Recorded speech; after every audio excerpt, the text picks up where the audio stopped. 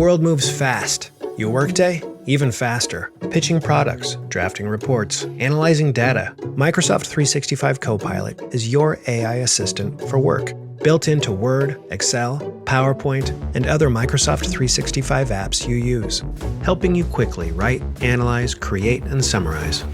So you can cut through clutter and clear a path to your best work. Learn more at Microsoft.com/M365 Copilot. The comedy movie event of the year, Mike and Nick and Nick and Alice. Now streaming only on Hulu and Disney+. Time to party. That's a great attitude. It's a time-traveling, ass-kicking movie event. You sound insane. Starring Vince Vaughn, James Marsden, and Asa Gonzalez. I thought you were a clone. Well, clones aren't real, dummy. And time machines are super grounded in reality. Mike and Nick and Alice. Rated R. Written and directed by Ben David Grabinski. Only on Hulu and Hulu on Disney Plus for bundle subscribers. Raise the runners! Raise the sails! Raise the sails! Captain, an unidentified ship is approaching. Over. Roger. Wait, is that an Enterprise sales solution? Reach sales professionals, not professional sailors. With LinkedIn ads, you can target the right people by industry, job title, and more. Start converting your B2B audience today. Spend $250 on your first campaign and get a free $250 credit for the next one. Get started today at linkedin.com/campaign. Terms and conditions apply. Start your day with Quaker Protein Instant Oatmeal. The instant oatmeal ready to help you tackle whatever your day brings. Like wrangling your toddler into their car seat. That was fun. Coaching your 6th graders soccer team. Go girls! And carrying all the groceries in one trip. Whew. Try Quaker Protein Instant Oatmeal, Granola, and Bars. Great taste and a good source of protein. Quaker, bring out the good. Nothing brings people together quite like Team USA at the Olympic Winter Games. From NBC Universal's iconic storytelling to the innovative technology across Xfinity and Peacock, Comcast brings the Olympic Games home to America, sharing every moment with millions. When Team USA steps onto the world stage, people aren't just watching, they're cheering together. This winter, everyone is all on the same team. Comcast, proud partner of Team USA.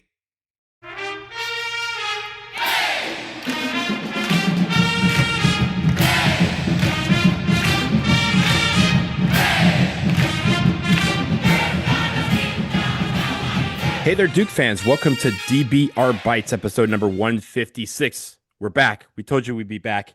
We're here to preview a big Elite Eight matchup against the UConn Huskies. I am Donald Wine. I'm your host for this episode. I have Jason Edwards with me. Jason, in the 10 minutes since we recorded the last episode, you have put on a hat. So that is the change we have. Yeah, exactly. Yeah, folks could see, they would see that I'm out wearing a Duke hat. I don't know why I put on a Duke hat. It was just sitting next to my computer, so I picked it up and put it on. Hey, I got a question for you, Donald.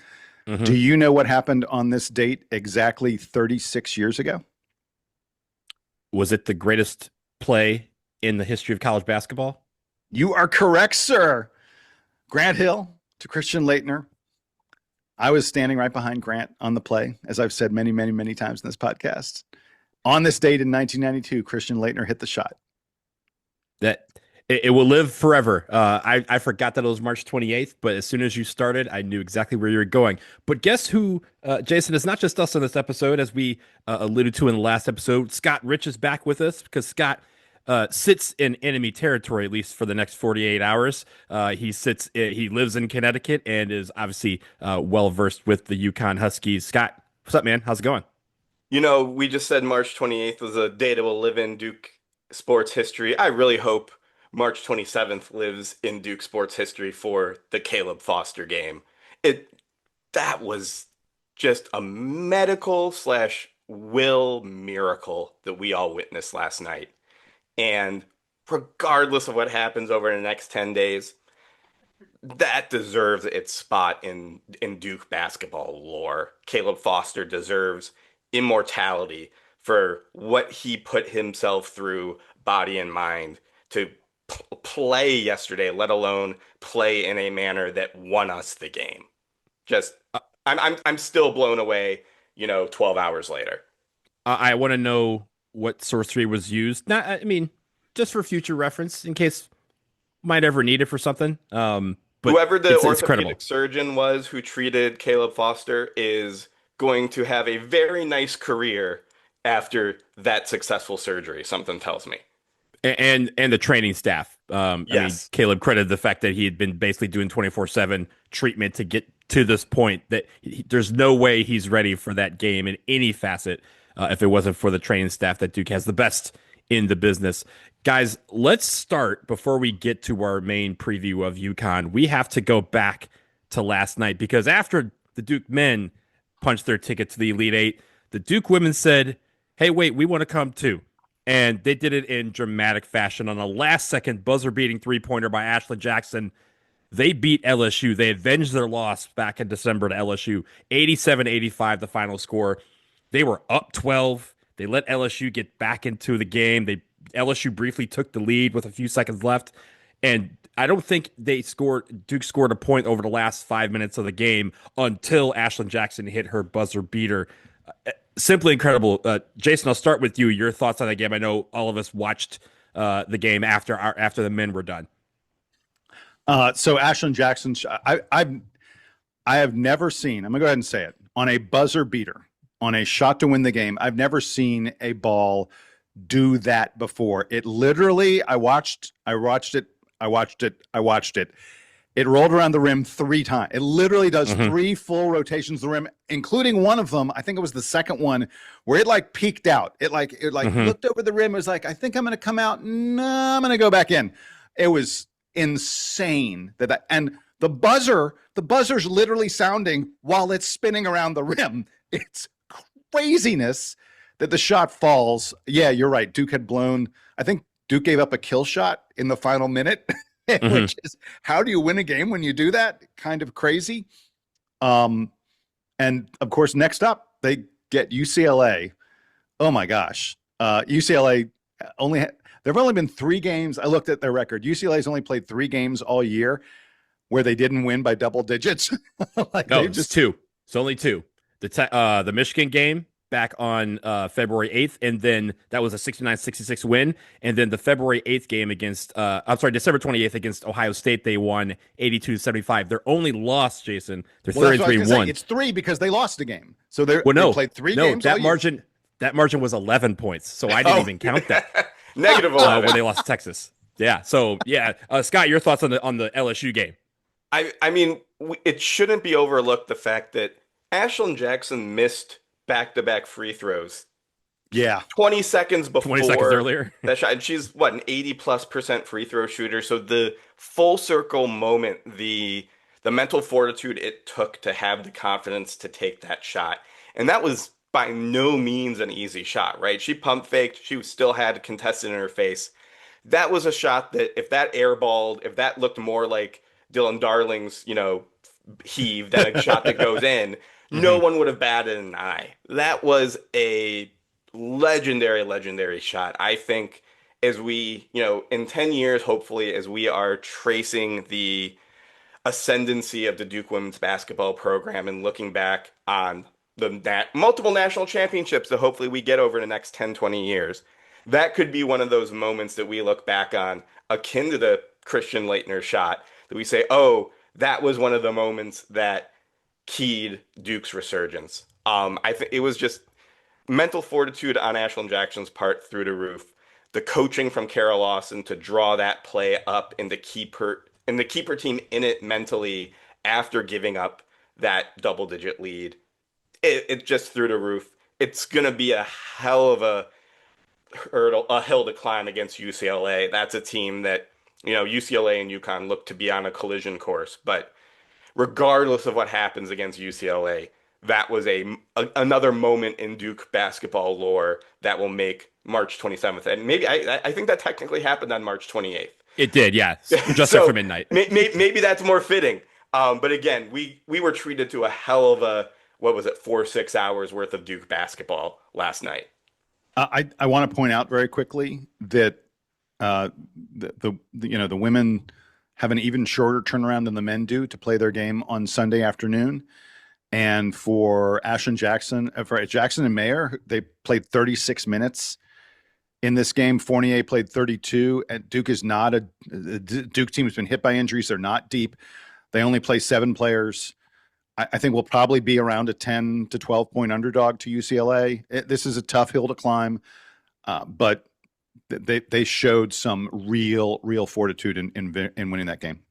Well, let me tell you something, guys. Like the last 2 games already have been revenge victories against teams that they lost to early in the year. They obviously beat Baylor and Cameron. They lost them in Paris the first game of the year. They just beat LSU. They lost to them in Cameron early in the year in December.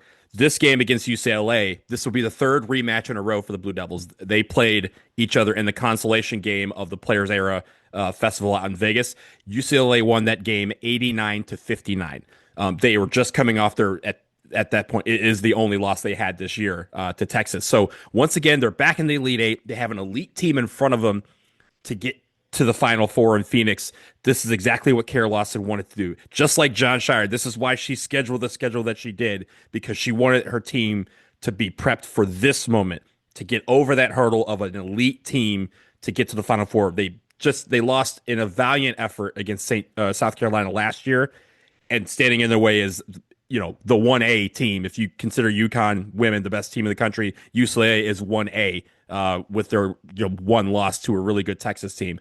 This is a really big moment, and hopefully they're able to overcome our hurdle. But just like you said, Jason, this game is at 3 p.m. Eastern time. It's on ABC. So if you are in Sacramento, show up, be loud, and be proud. If you're in DC with me, find a bar before the game and watch that one. If you're at home, turn it on ABC. There's going to be Duke basketball all day long. Now, let's get to the big preview of our men's game, the Elite Eight against the UConn Huskies. That game at 5:05 Eastern time. That will be on CBS, or if you're out and about, is on Paramount Plus. Let's get into what the Huskies have done this year. Obviously, this is a team that most Duke fans should be very familiar with over the course of history, but this year's team is also very solid. 32-5, 17-3. They were second in the Big East. Again, this is the second straight Big East team that we will face. I'm not going to list all the top 100 wins they have, but BYU, Illinois, Kansas, Florida, and Texas are among them, not just the ones that they had in the Big East, including to St. John's. That St. John's game they won at Gamble by 32 points back in February. Their losses, again, no slouches here. Arizona by 4 back in November. They lost to St. John's in February, and then also in the Big East final. They then lost to Creighton, and they also lost to Marquette on the last game of the regular season. And to get to this point, they beat the 15 seed Furman, they beat 7 seed UCLA, and then they beat last night Michigan State by 4 in what was the game that they started out up pretty solidly, and then Michigan State got back into the game, and then it became a back and forth affair all the way down to essentially making some big buckets at the end to win by 4. They're 10th in KenPom, and again, this is, I will also say this, and Scott, you could probably attest to this. This is a game that a lot of UConn fans have been looking forward to, because throughout the last couple of years, all we hear is Duke is ducking UConn. And I've heard it all year long. And now, are you kidding me? Us. Come on. Yes, we understand this, right? We understand what it really is. And honestly, they've been talking. We've talked about that on the show. They've been talking about trying to set something up. And both coaches have said we're in talks to try and figure something out here, whether it's a neutral site, whether it's a home and home or whatever. But I think this is a game that a lot of people are looking forward to. It's an old rivalry reheated, and Duke right now, like, this is a game that they want to win, and this is a game to get back to the Final Four. We didn't want it. I know we wanted the easy road, but we didn't schedule the schedule we did because we wanted the road to be easy. We are ready for the cobblestones and the gravel ahead of us. So let me say one thing about UConn fans, to your point. And for those who aren't aware, I'm a professor at UConn. I've lived in just outside Stores for about 2 years now. University of Connecticut is an amazing university. I love my students. I love my colleagues. UConn They write fans, your paycheck, man. Be careful. They write your paycheck. Exactly. I'm making sure, I'm still up for tenure in a few years. I have to bite my tongue a little bit. So I'm prefacing it with that. UConn fans are very different from UConn students and UConn employees. That is one thing that I think not everyone is aware of, is that because UConn is sort of the school of essentially it's the large university of all of New England, there are a lot of UConn fans who aren't UConn students, just like you would think of for other big public institutions. Those It's UConn, well, really quick for Duke fans, it's like Carolina. I mean, there are tons of Carolina fans who have no association with the university other than being a fan, 100%. as opposed to like us. You know, we're connected to Duke because we're literally attended Duke. So yeah, and so in that line of thought, what I have realized that there is a little bit of an inferiority complex amongst UConn fans. We have 6 national titles. Why aren't we talked about like Duke, Kentucky, UNC, Kansas? And that drives a much higher level of vitriol from the average UConn basketball fan than of any of the other blue blood schools. And so I can tell you guys for a fact that UConn fans will be out for blood. You know that Danny Hurley, I'm not sure if he exists in a state that isn't out for blood, but he will be out for blood in this game. And it will be an interesting week/year for me on campus if UConn wins this game. Not that Duke needs any more motivation, but for my sanity and well-being, both physically and mentally, let's go ahead and win this game, fellas. Hey Scott, I got a quick question for you. Are you at all known, at least among like your students or maybe, you know, coworkers and such, as the Duke guy around campus? Not yet, because I would say, again, I live in a scientific bubble. You know, the average, you know, physiology and neurobiology professor, although there are a few, isn't a basketball head like we are. I will say that when I teach, the last 2 years, I have taught a large lecture course that is an introduction to human anatomy course for aspiring, you know, pre-meds, pre-health. And I always begin the course with hey, let's sort of damp down, you know, the scariness of your new professor. And I show the clip of, I'm not sure if I mentioned this on the podcast before, but in the ESPN 30 for 30 documentary about the Naismith rules of basketball, when they go to Cameron Indoor Stadium and they show the little clip of the Cameron Crazies, it's a close-up of my face. Oh, wow. It's a close-up of me against Maryland my freshman year on campus. And that was the B-roll of what year? What year? That was that was 2009. It was the craziness after the bing bing bing pass that led to the Gerald Henderson flush slam at home against Duke. Okay. Duke beat Maryland. And so that was like the B-roll footage of Cameron crazy. Like it was in like a Hyundai commercial in like 2010 or 2011. It was really weird. But anyway, I clip that and I show that to my students on day 1 of lecture to be like, hey, I was just like you guys once. You were all in Gamble going crazy. I was in Cameron going crazy. So some students on campus probably know of my Duke affiliation. It is not a well-known fact. If this you know, clip gets on social media somehow, maybe there will be a line of people outside my office come Monday, whatever the result is. But no, that is not as well known of a fact. Well, let's win it for Scott. Let's start there. Yes. We'll win it for Scott. Not for Caleb Foster, not for Pat Gongba. Win this game for Dr. Scott Rich. That is the rallying cry. Yeah, we got to make sure that your backyard is nice and peaceful for the next year. Jason, let's get into some of the metrics. We talk about this UConn team again, a solid team, but like a lot of Big East teams, their defense is outpacing their offense. Yeah. By the way, that win over Michigan State that I'm sure a lot of folks watched. You know, once you once you watch Duke win, it's so much easier to watch the next game and be scouting that team. That win over Michigan State was a little bit of an outlier.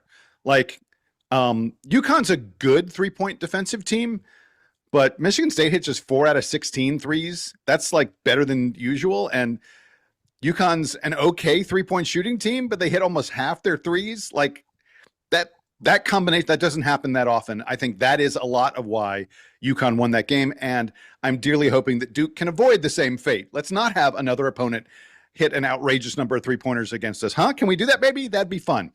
All right. So UConn analytically, they are number 10 in KenPom. There are no easy teams left, folks. It's all top 10 teams from here on out. They're number 10 in Ken Palm. They're 30th on offense, 9th on defense. So clearly, this is a team that relies on its D much more than its offense. On offense, as I mentioned, they hit about 35% from three, but they are really great at 2-point field goals, better than 57% on their 2-point field goal percentage, which is a really, really big number. They do sometimes get a little bit sloppy on offense. They have for a team as good as they are, they have a fairly high turnover rate. They're just an average team in terms of how many three-pointers they shoot. Their game is not to go out there and fire up 50% of their shots from three-point range. Look, I said that about St. John's. St. John's went out and did it, but I really think UConn is not going to be a team that's going to be looking to take a ton of three-pointers against this Duke team. Their real game is to get the ball into dangerous spots on the floor, make quality passes, and then make high-quality two-point shots. They're an excellent passing team. They have the 7th best assist rate in all of college basketball. That is a real number to keep an eye on. This UConn team doesn't look for the first good shot, because the first good shot is probably also the first good pass to lead to a better shot. And that is something and they're really connected. Like, these guys know where they are and they know where they're going to be. Scott, I'm sure you can speak to this kind of stuff. They're also a very good offensive rebounding team. They grab better than 35% of their missed shots. That's a top 30 offensive rebounding rate. Let me get to their defense really quick. Excellent rim protection, led by 6'11" Tarris Reed. We're going to get more into him. Believe me, we'll be talking about him extensively. But this is a really good team at protecting the rim. They play connected on defense. They just don't give you quality looks. They put a hand in your face and they force you to take difficult shots. They have the 7th best effective field goal percentage defense in all of college basketball. They only allow teams to hit about 30% of their threes, just 45% of their 2-point field goals. As a reminder, Duke hits over 60% of our twos. So one of the key matchups in this game is, will Duke be able to hit twos anything close to what we usually do, because UConn usually holds teams well below 50% on their 2-point field goals. And they do a nice job, by the way, of limiting the number of threes that teams take. The last thing I want to talk about in the analytics is a really weird thing. And get ready for Danny Hurley. I make that mistake like every other day. He's not on the staff infuriating. yet. I can't believe I did that. Get ready for Danny. It's because I'm thinking back to the 1992 game against Kentucky and Bobby Hurley playing great in that game. That's why I said it. Anyway, get ready for Danny Hurley's head to explode, because UConn is terrible at fouling and terrible at getting fouls called on them. Be prepared for a wild, wacky, insane foul free throw differential in this game. It is stunning that UConn is as good as they are and to be as bad at fouls as they are. Their offensive free throw rate, like how many free throws they take relative to their field goals, is not even among the top 300 teams in all of college basketball. That's insane. It is crazy. Cameron Boozer on this season has taken more than twice as many free throws as anyone on the UConn roster. Like, you take any two guys in the roster, combine it together, it's not as much as the number of free throws that Cam Boozer has taken. This UConn team, they just don't get to the free throw line. And on defense, they're not even in the top 300 at avoiding free throws, at not putting the opposing team on the free throw line. Duke shoots an average of 13.2 Duke's opponents shoot only 13.2 free throws a game. It's the second lowest number in all of Division I college basketball. UConn's opponents shoot almost 22 free throws a game. Like, UConn, they just foul a lot. They put teams at the free throw line a lot, and they don't get to the free throw line. Danny Hurley, who never saw a moment that wasn't worth screaming and yelling and being offended about, Danny Hurley is about to lose his ever-loving mind, because UConn is terrible at fouling and Duke is great at drawing fouls. It is the free throw line, to me, is the biggest contrast between these two teams. I think also, when you think about the fact that they foul a lot, Danny Hurley doesn't like keeping guys in there with 2 fouls. He likes shuffling guys in. The 2-foul participation rate is 11.2%. And I think that also lends itself to, he's taking his guys out of the game, and he's like constantly yelling at the refs because he has to take his star out of the game because they have 2 fouls. So, that's going to be a big thing to watch in this game. We'll talk a little bit more about it in a second, but Scott, go ahead. Yeah, so you mentioned the foul disparity. I would argue the key to the game is the fouls on one particular human, and that's Tarris Reed. Tarris Reed is the straw that stirs the drink for UConn, but he is extremely foul prone. Last year, against Ken Pom Tier A top 50-ish player teams, Tarris Reed averaged 7.4 fouls per 40 minutes. That's a big old number, man.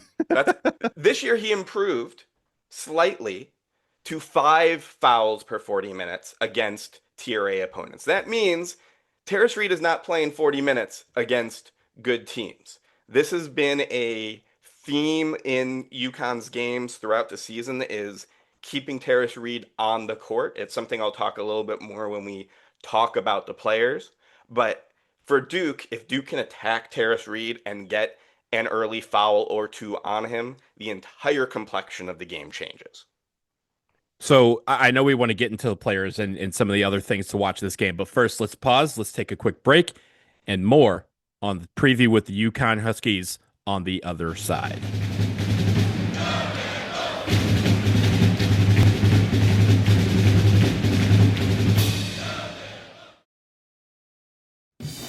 Duke fans, DraftKings Sportsbook, the #1 sportsbook for live betting, is built for March. The tournament is unexpected. The rewards are guaranteed. DraftKings Sportsbook is delivering the most generous rewards in the market. That's right, Jason. With DraftKings, the #1 sportsbook for live betting, you're not just betting what might happen, you're betting what's happening. New to DraftKings? Bet just $5 and get $200 in bonus bets instantly. That's not a bad deal, Donald. Download the DraftKings Sportsbook app now and use the code DUKEBB. That's code DUKEBB to turn $5 into $200 in bonus bets instantly. In partnership with DraftKings, the crown is yours.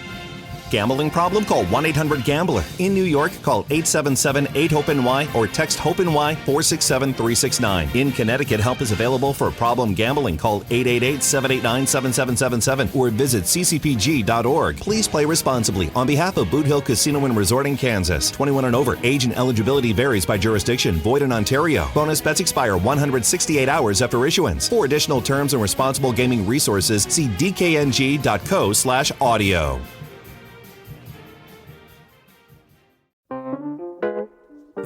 Are you stuck staring at your W-2?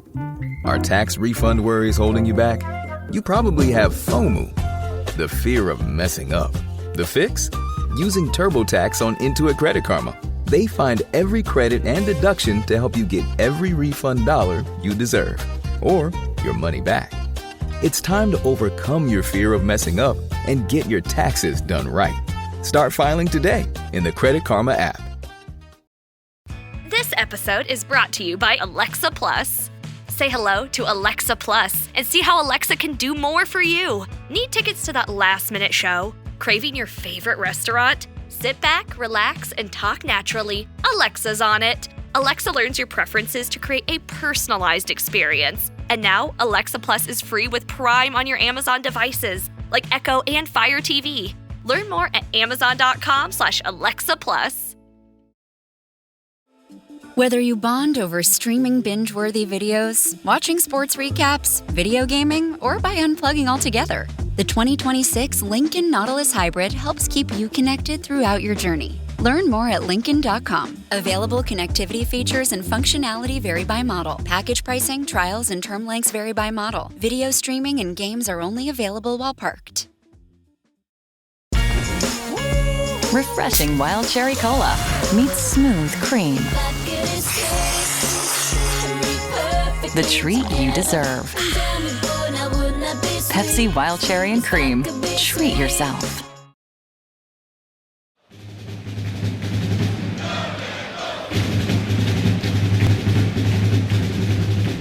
All right, we are back. We continue our preview of the game, the Elite Eight game against the UConn Huskies. Again, that game 5:05 Eastern Time on CBS and Paramount Plus. We have Scott here. Scott is going to talk about some of these players. You kind of started with him before the break. Start again with Tarris Reed, the 6'11 senior. Yeah, I think that there's The way to think about UConn this year is that there are some places where they're very, very similar to last year's team that was a little bit of a disappointment that ended up an 8 seed going out in the second round. And there are a couple places where they have really upped their game and improved over last year's team. Tarris Reed is the most obvious spot.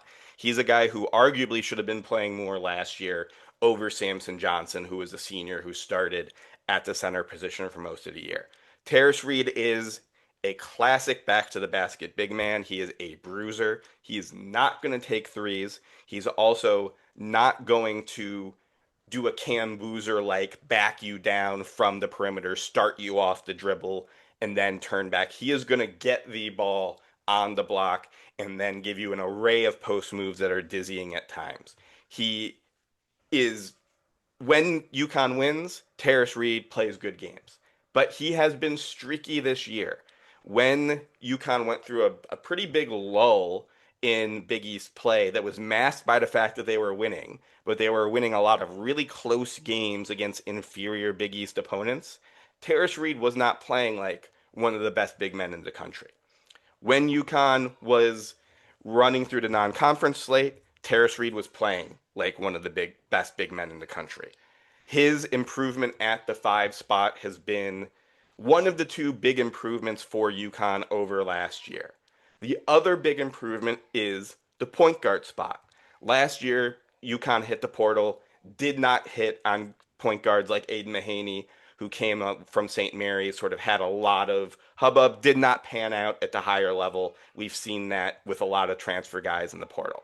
This year, they hit on their transfer. They targeted Silas Demery, a name that Duke fans may be familiar with. He was a guy who was maybe kind of sort of rumored to have some interest in Duke in the portal at the very, very beginning of silly season last summer because he's from North Carolina. Ended up going to UConn, and he has been the stabilizing force. He has been a much better approximation of the point guard play that UConn had in its back-to-back national titles. The thing to note about Silas Demery is that he had a high ankle sprain in the Big East Championship game against St. John's. He didn't play in their round 1 game. He's played the last couple of contests, but he has not looked like the Silas Demery that drove this team throughout most of the year. Silas Demery averaged 10 points, nearly 6 assists, nearly 5 rebounds per game during the season. In his last 2 contests against UCLA and MSU, he scored a combined 4 points. This is, unless he magically heals over the next couple of days, in all likelihood, we will not be seeing 100% Silas Demery. And that is something that is a big old problem for UConn, given the way this team is constructed. Real quickly, going back to Tarris Reed, you mentioned some of the streakiness that he has, and sometimes it's in one department or the other, right? He obviously gets a lot of points, sometimes gets a lot of rebounds. Against Furman, he had 31 points and 27 rebounds and 3 assists. He single-handedly staved off an upset in that game. An upset. It was incredible. And then, like, he's had some games like against Michigan State, he had 20 points, but he only had 5 rebounds. And that was, again, his air quotes lack of rebounds was kind of what allowed Michigan State to creep back into that game and make it a contest down the stretch. Jason. Yeah, I think folks need to understand how much Tarris Reed has improved over last year. Like, he was less than 10 points per game last year. He's now their leading scorer at better than 14 points per game, and he's getting close to 9 rebounds per game and 2 block shots per game. He's a top 30 shot blocker in terms of his shot blocking rate in all of college basketball.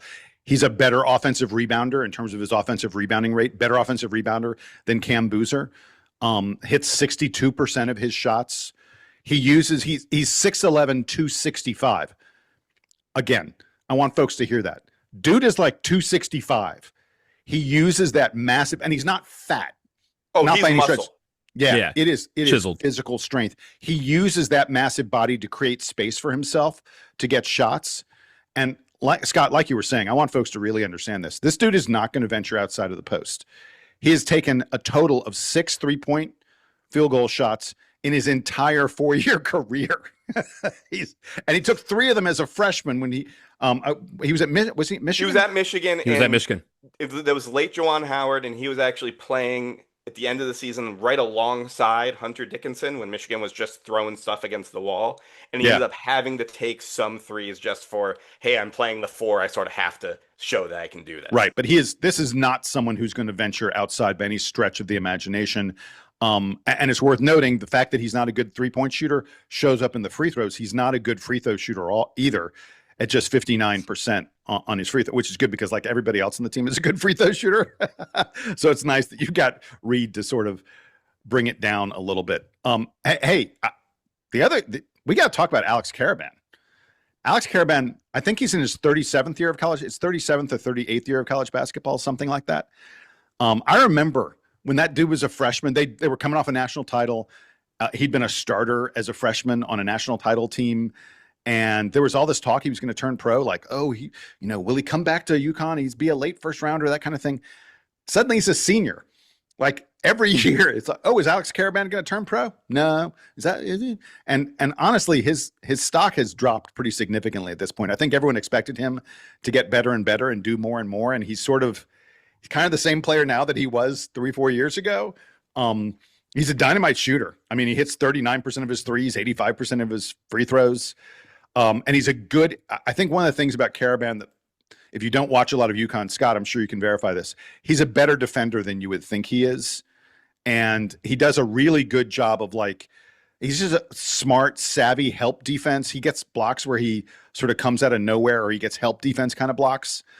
The interesting thing about Karaban that's worth mentioning is he's 6'8" and he's fairly solid, like in the 220s, 230s. Scott, am I right? He's probably going to be matched up on Cam Boozer, right? Yeah, I think that when the bracket, I don't think that's a great matchup for him. No, when the bracket came out, the thing that gave me some relief about the UConn matchup, when I think the name scared off a lot of Duke fans, was Alex Karaban versus Cam Boozer. Alex Karaban, like you said, he is a very good defender for what he is, a stretch 4.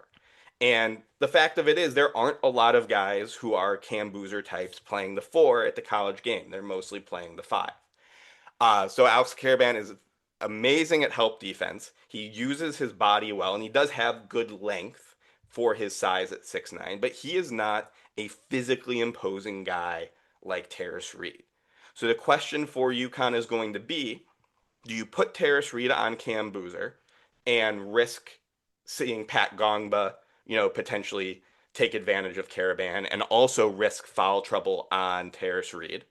Or do you put Alex Karaban on Cam Boozer, in which case you essentially have to go through and you have some sort of double team? I also want to mention, you mentioned that Alex Karaban has sort of stayed the same over the course of his career. I think that sort of puts it perfectly, where after his freshman year, it was actually his redshirt freshman year. He is a classic 5-year guy in that he redshirted and then played 4 years. It wasn't, some weird transfer injury odyssey that we've sometimes have seen in the modern college game. He came back and the thought process was he was such an amazing supplementary 3rd, 4th option on this national championship team. He will now step up, become option 1, and really ascend. And that didn't happen. He had a good, that is what everybody thought. Yeah. Yeah, and he had a good, not great year last year. He's had, again, a better but still not great year this year. He is a really, really good secondary complementary player, and he will probably have a solid NBA career as a bench, stretch 4. But he hasn't shown that he is a true option 1. And I would argue that is the challenge that UConn has faced over these last 2 years compared to the back-to-back national titles. And that also goes to another guy who we need to talk about, Solo Ball. Solo Ball is a guy who was a freshman on the second of the back-to-back championship teams. He played a key role off the bench, and UConn fans had the mindset of, hey, Solo Ball's coming back. He's coming from being our 6th, 7th man to coming into the starting point. He is just going to go supernova. And he really hasn't. He's a very good player that has stayed very good, not great, over the last few years. He has a reputation as a dead-eye shooter, but when you look at the stats, he is in reality a very, very streaky shooter. Again, just like Tarris Reed sort of, lulled when UConn lulled. Part of UConn's late season poor performance corresponded with Solo Ball's 3-point shot going by the wayside. Also, that corresponded with the 3-point shot of Braylon Mullins, their freshman. Wait, Scott. Really quick, I wanted to mention about Solo Ball. Like on the season, he's like around 30% on his threes. But a year ago, he hit better than 40%. I mean, like you're right. He's streaky. But he can be really good. This is not a guy that you just want to let shoot. Oh, by no means. And I mean, look, his game is just solid, right? It doesn't have to be the best on any particular day. It's just solid. And you have to, I know the Duke staff is preparing for all these guys, but they do have to watch out for Solo Ball because the last thing you want is for some dude to get hot in the Elite Eight of the NCAA tournament. This is where, again, we've talked about this. This is where magic is made. We want that magic to be preserved for another day.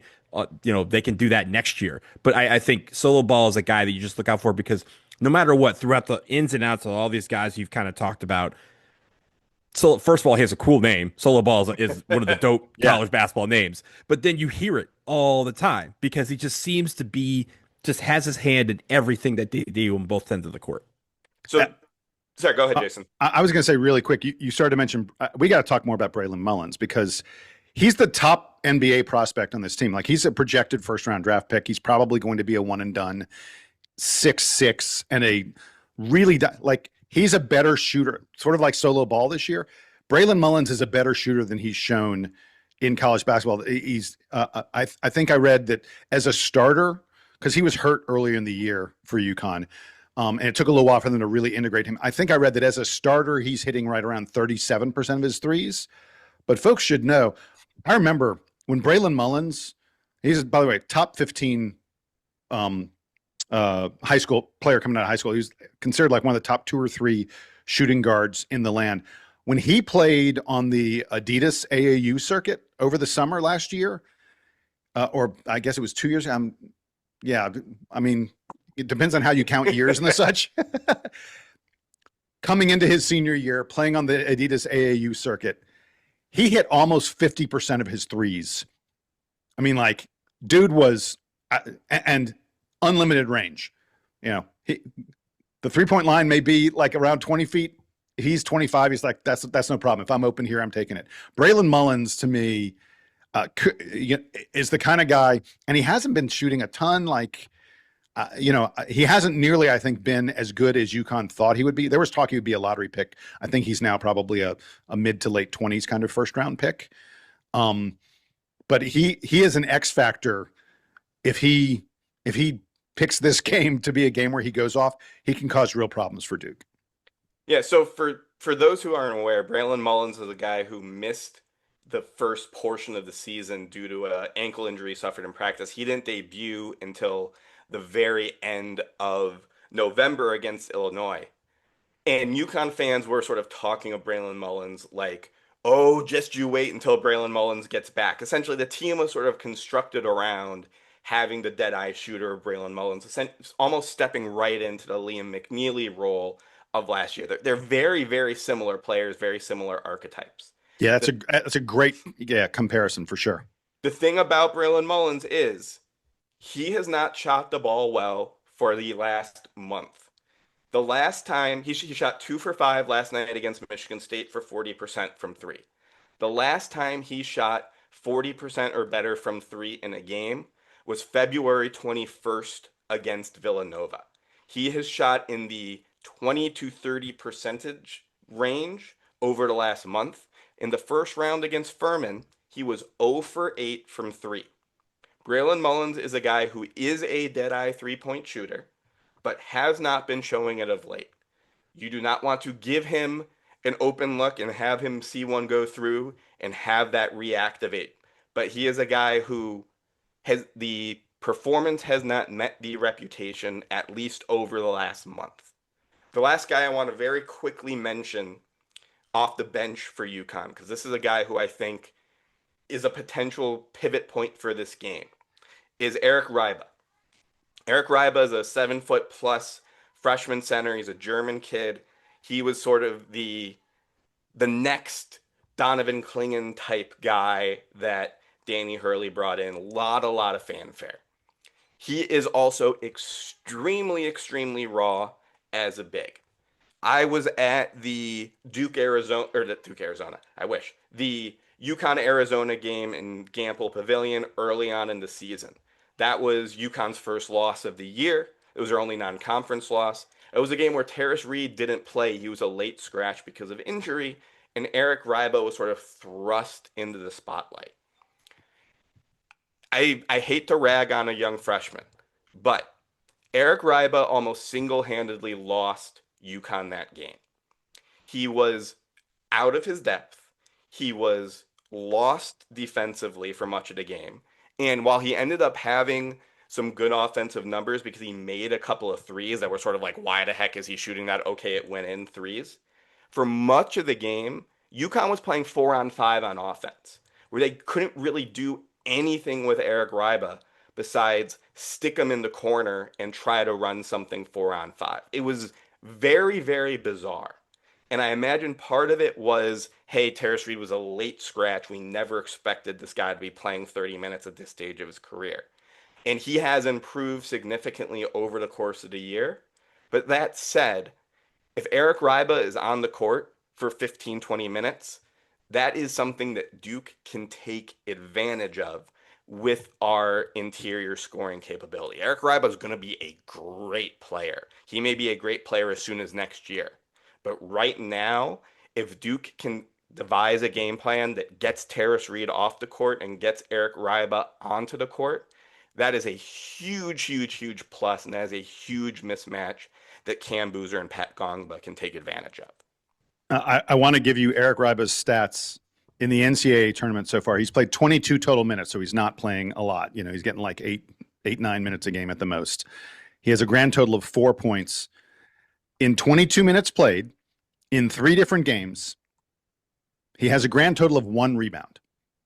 Like, for a dude who's 7'1", 250-ish or 230, 240, whatever. I mean, he's solidly built. To only have 1 rebound in 20-plus minutes, Please, less Reed, more Ryba. I'll take that. So as we transition into the things to watch, I say this with all respect.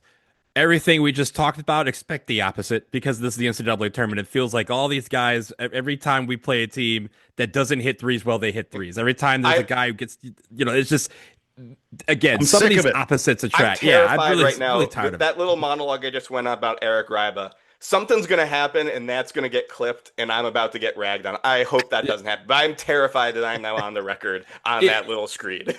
No, it's not even just him, right? I think these guys, UConn is, it's not the team that's defending a title, but they're still strong. They're still tough. And I think we learn from the St. John's game what toughness is and what that means. Again, one of the things to watch is Pat going to be a little bit more effective than he was against St. John's? Is Caleb going to somehow rekindle this magic, this legendary magic that he had, right? Is he going to improve with the short turnaround? That's always a question when you're coming back from any foot injury, much less one where surgery was required, how that short turnaround, how they respond to that. And so those are things, if they can be effective, again, huge boost for this team. You saw how those guys being on the court, how it really transformed how this team, was energized by that. I also just think, again, UConn is a strong team. We have to match that intensity. Danny Hurley is his intensity kind of injects itself into the team. And there are times where, again, they kind of play outside of themselves. Like that game where Tarris Reed had 31 points and 27 rebounds. As you mentioned, Scott, they needed every single point, every single rebound that he contributed, because without that, they were going to go home in the first round. And so they have these tendencies where one guy steps up and has a Herculean moment. Our job is to stop some of those opportunities for other guys to win the game. One thing I want to be clear on is that even though Danny Hurley has become a bit of a caricature, even though he has become a bit of a villain, he is a hell of a basketball coach. And UConn is a team that where the whole is greater than the sum of its parts. They run consistent, complex offensive actions to get good shots for players who take good shots. They're not a team that is going to beat you one-on-one by out-talenting you in a one-on-one matchup. But you are going to see guys running off of 3, 4, 5 screens, just screaming across the court on every offensive possession, because that's what Danny Hurley's calling card is that he runs actions and he gets his guys running these complex things. So again, even though solo ball has limitations from a purely athletic talent standpoint, he's going to get some wide open threes because Danny Hurley schemes those up. It's something where even though, on paper, on matchups, things look one way, Danny Hurley gets his guys in the right spot and he gets the right stuff out of them that's going to make this game a tough matchup.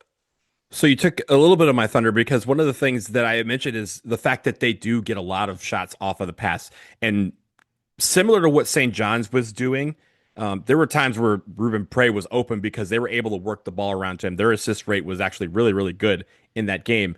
I think one of their strengths is, like you mentioned, working guys around. I hate to say it, Richard Rip Hamilton went to UConn. They kind of have some of that tendency of a guy running around until they find the spot that they're open and then get a good shot.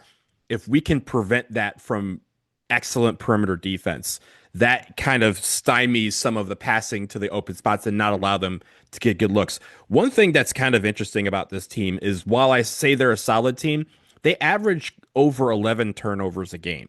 And Jason, your magic threshold is 12, right? So if we can get some of these guys to turn the ball over, especially early, that allows them to get out of their rhythm. And when a team is, and we saw it, right? We've had these stretches where it just feels like nothing's going right.